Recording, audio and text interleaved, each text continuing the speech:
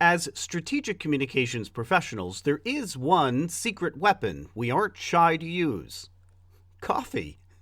We use it to have private conversations, boss to employee, employee to boss, with coworkers as we talk through ideas, to catch up, to bond. We use it in our strategies like coffee conversations, coffee clutches, world cafes. A stakeholder is angry with you, you go for coffee. Someone's happy with you, you go for coffee. Why coffee? Comedian Jerry Seinfeld once wondered the same thing. Have you ever been in a place where there was no coffee at all? Every door I open, somebody goes, "Like coffee? Having coffee? Who's having coffee? Can I have some coffee? Do you want coffee? While you're waiting, can I get you a cup of coffee? Even if you have coffee, would you like more coffee? Can I fill that up for you? Can I warm that up? Can I top that up? I mean, I feel like I could lift up a manhole cover. We just made a fresh pod. Would you like some?" Today on Stories and Strategies, are we simply addicted to coffee, or is this a real relationship that makes our communication better?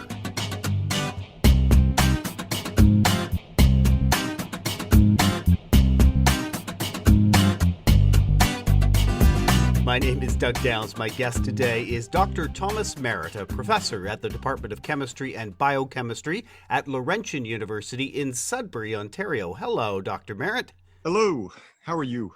Good. And you are joining us from Cape Cod, Massachusetts today, where I bet it's beautiful and you're heading to the beach later. It is absolutely gorgeous.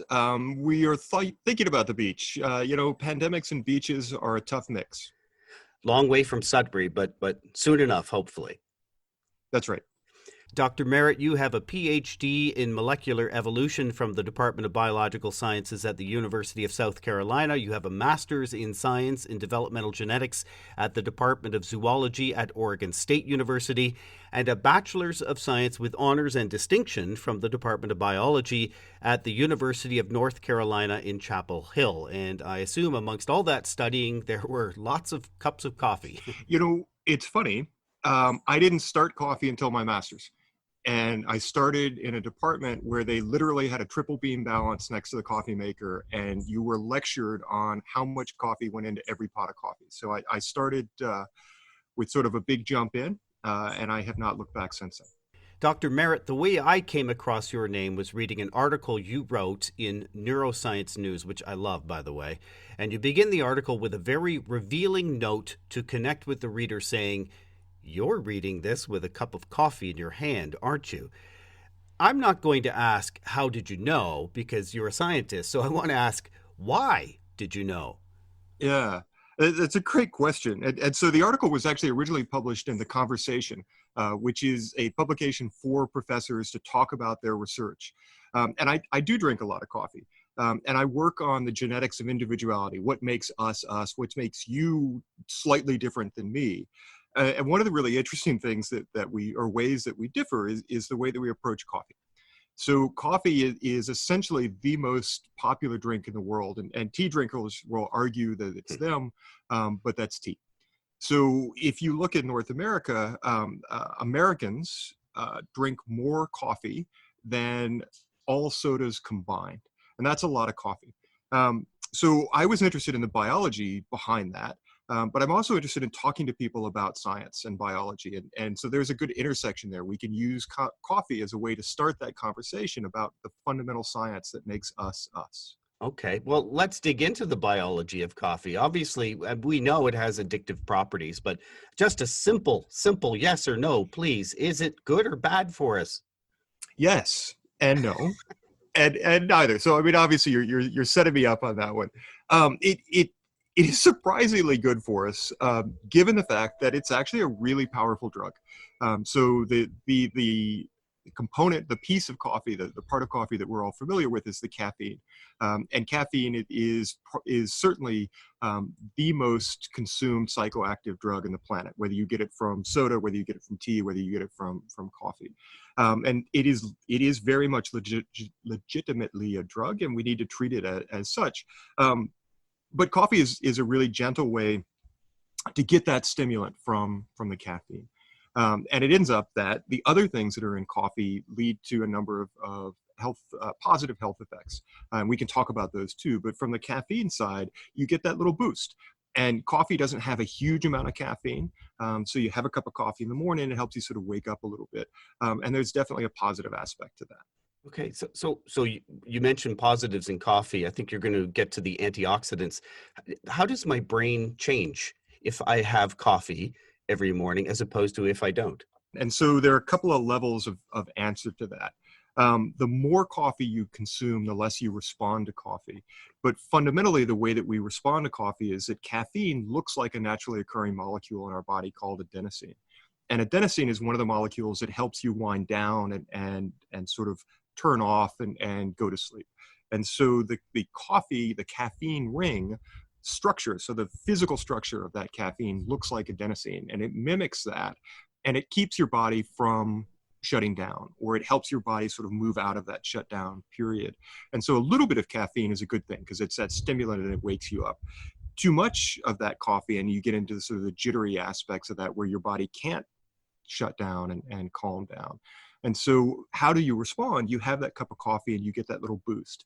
The more, like any drug, the more of the drug you consume, you start to get resistant to it. And so what we want to avoid is drinking coffee to the point where you build up a real tolerance to the caffeine, or you become addicted, whether it's a psychological or a physical addiction where you really feel like you have to have that cup of coffee to get going in the morning. And I think that many of us are sort of skating that fine edge of, I'd like a cup of coffee in the morning versus I have to have a cup of coffee in the morning. Tell me a bit more about the antioxidants that coffee has for us and the benefits those bring. Yeah, Doug, that's a really good question. So when we think about coffee, there are two main components. And caffeine is the first thing that jumps out at you, but the other biologically active component to coffee are the antioxidants. And like caffeine, so caffeine looks like a naturally occurring molecule in the body. Antioxidants actually are naturally occurring molecules that you find in the body. So any living organism generates a certain amount of waste as just part of metabolism. You cannot be alive without generating waste. And antioxidants are this broad class of molecules, and their job in the cell is to scrub out those wastes. And what we find with coffee is that the antioxidants in coffee have the same effect. And so there are a number of positive health effects that are associated with coffee. So when we look at people that are substantial coffee drinkers, there's lower incidence of Alzheimer's, there's lower incidence of some cancers. There's a particular liver cancer that seems to be particularly responsive to coffee drinking.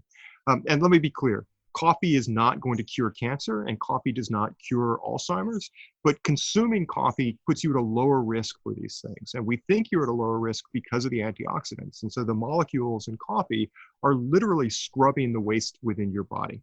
All right. And so the more coffee, the more antioxidants, and there's a health benefit. Let me also be clear, there are a lot of better ways to get antioxidants in coffee.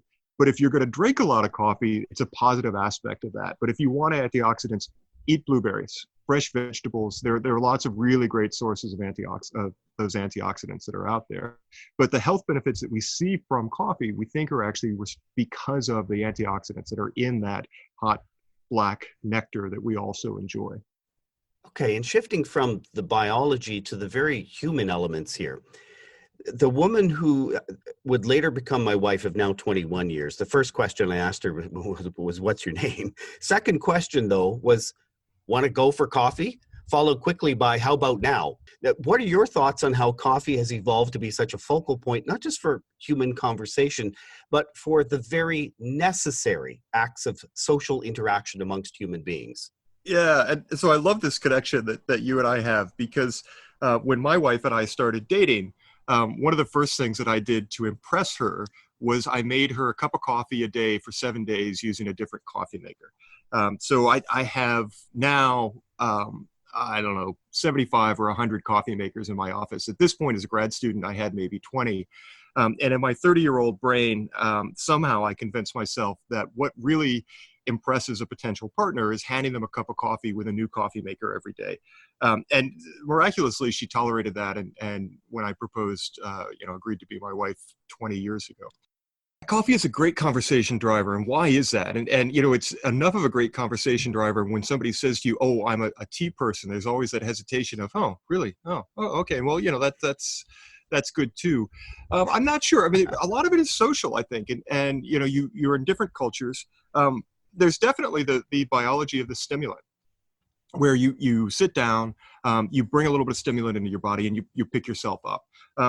Caffeine, like many drugs, have a reinforcing properties, and so your body starts to associate the behavior with that that drug. And so one of the things that you may associate with coffee is having this conversation. So there's a legitimate stimulant effect, but there's also this sort of, I don't want to say secondary effect, but there's sort of this learned behavior where your body begins to associate having a conversation with having that cup of coffee in your hand. And honestly, as we sort of work to try to moderate the amount of caffeine that we consume, a good cup of decaf is not the just the complete oxymoron that it used to be. The roaster that I love in my hometown of Sudbury, Ontario, makes a mean decaf, and I resisted it for years. But I spend a lot of time with a cup of coffee in my hand, and by the fourth or fifth hour, making a pot of decent decaf, so a decent pot of decaf, sitting down and having that cup of coffee, you still have that social aspect where you've got the cup in your hand, you've got that drink, you're sort of the social piece, but you're not bringing more caffeine in. And so I think why coffee, I think that we learn to associate coffee with having a good conversation. I think there's the biology behind this little bit of a stimulant. And so those two start to go hand in hand. Some global coffee statistics I was able to find. People in Scandinavian and Nordic countries consume the most coffee per person, about 10 kilograms of beans per year. Again, that's per person. Belgians and Canadians consume, the next group, about 6 kilograms of beans per year, so a little more than half the amount of Scandinavian countries. Americans, 4 kilograms of beans, or 9 pounds, and the British consume about 3 kilos, or half a stone. Every day, there are 2.25 billion cups of coffee consumed worldwide. 2 in 3 adults in Canada and the United States drink coffee, and in the UK, well, according to the British Coffee Association, you can throw away the stereotypes. The statistic is the same, 2 in 3 adults. So, Professor Merritt, does this suggest we're addicted to caffeine or addicted to conversation? Yeah, I think that it says that we have a definite pattern of behavior. I don't think that addicted to caffeine, I mean, like I said before, we have to be very conscious of the fact that caffeine is a drug. But I think if we all sit down and have a cup of coffee, that's really not a bad way to address the world. And having this repeated pattern of a cup of coffee in the morning or a cup of coffee in the afternoon, that's not an immediate red flag of addiction.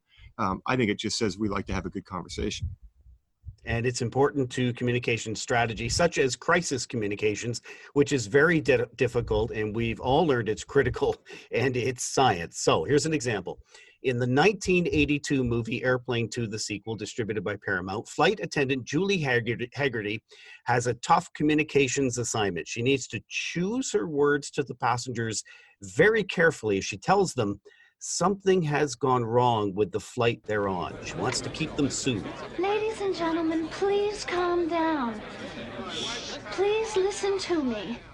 I want to tell you what's going on with the ship. Thank you. We've been thrown off course just a tad. What's a tad? Yes? Exactly, what's a tad? What exactly is a tad? In space terms, that's about 500,000 miles. Oh, that's interesting. The bumps you feel are asteroids smashing into the hull of this ship. Also, we're flying without a navigational system and can't seem to change course. Miss, are you telling us absolutely everything? Not exactly. We're also out of coffee.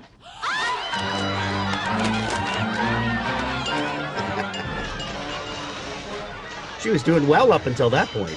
You got to get everything in perspective. That's right. Everything in perspective. And if we're out of coffee, that's not good. I mean, honestly, when we set up scientific conferences, I co-organized a pair of conferences in my field last year. And the organizers, we said from the very beginning, if you put together a good coffee break, it doesn't matter what else you do. And that is a sort of rule of thumb of every meeting we put together.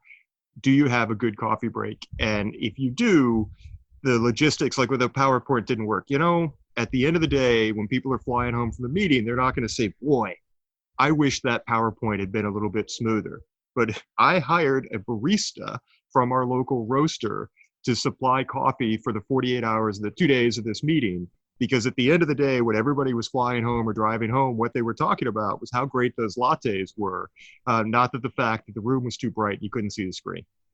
That's a great point. Is there a point, if coffee helps me with conversation, and if at some point too much coffee is too much, is there a point where having a coffee during a conversation is hurting my ability to have that conversation. And I'm not sure what that looks like, whether it's I'm talking too fast or my brain is racing, because my heart can start pumping if I have too much coffee, right? And is all this just a placebo? Oh, it's absolutely not a placebo, and there are absolutely you can drink too much coffee, and it depends on what you're doing. So if you're sitting around with a cup of coffee and you have another cup of coffee, okay. I really love lattes, I really love espressos, and my favorite thing in the world is a double espresso, and maybe my second favorite thing in the world is a double macchiato, which is an espresso with just sort of a dash of foam milk. And there are a couple of places in Toronto where there are 3 coffee shops that I think are just absolutely to die for, that are within a 10-minute walk. And so 6 double espressos into the afternoon, I am not capable of making good decisions. And so, that's sort of an extreme case, but you really want to think about it. If you're going to have a conversation that's super important, there's only so much stimulant you want to put in your body before you start going over the top. And so, again, the idea is a certain amount of moderation. Have that cup of coffee, but think about what you're trying to do. And like any drug, you want to be clear-headed with what you're doing. And too much coffee will absolutely make you sort of too stimulated. You're going to be bouncing around. Things are not going to be sinking in. You're not going to be making those good decisions. Okay, you are at Laurentian University in Sudbury, and I lived in Sudbury for 3 years working for the local TV station, so it's a special city for me. I loved it there. I understand Laurentian has taken the great step to build a master's in science communication program, and there's nothing else like this, at least in North America, maybe the world. Tell me a bit about this program. Yeah, it's a fantastic graduate program, and so we get students from all over the world with very different backgrounds, but they are serious about the profession of science communication. So the director of the program is Chantal Berriou. The program has been around for quite a few years, but we've moved to a master's format in the last couple of years. The students are amazing. And you talk about the importance of communication. Communication is something that I think we all feel like we have some idea of how to do it. But I think we're beginning to realize that there are better ways to do it and worse ways to do it. And in science communication, we have an incredibly important goal. If you look at the world around us now with this pandemic, it is really important that people understand the facts behind this virus and the facts behind this pandemic. And a lot of that falls on the shoulders of people that are doing professional science communication. So the point of this program is to train people to do that. How do you talk to scientists like myself who are not necessarily really good at talking to the public? And then how do you talk to them, you speak to them, you internalize that, and then how do you get that message back to the public in a way that respects what the scientist is trying to say, but gets that point across to the public? So the point of this master's program in science communication is to teach students to do that, whether it's teaching them to speak or whether it's teaching them to put together graphics, to write. It's a really well-rounded program, and the students who come out of it are pretty amazing. They understand the profession of communication with the idea of science. Thank you so much for your time today. Thanks for talking to me. It's been a lot of fun. If you'd like to send a message to my guest, Dr. Thomas Merritt, you can email him at tmerritt, RRT, @laurentian.ca. If you liked what you heard today, we're hoping you choose to subscribe to Stories and Strategies and receive updated episodes automatically. We're also hoping you choose to follow and rate this podcast on Apple Podcasts or whatever directory you're listening on. You could also choose to leave a review, and we'd love that, like Khaleesi did on Apple Podcasts. Khaleesi says, "Each episode I spend 15 minutes listening and a couple of hours thinking about it." That's a coffee break well spent. And would you do us a favor and recommend this podcast to one friend? And if you have an idea for an episode or you just want to tell us something, send us a note at info@jgrcommunications.com. Thanks for listening.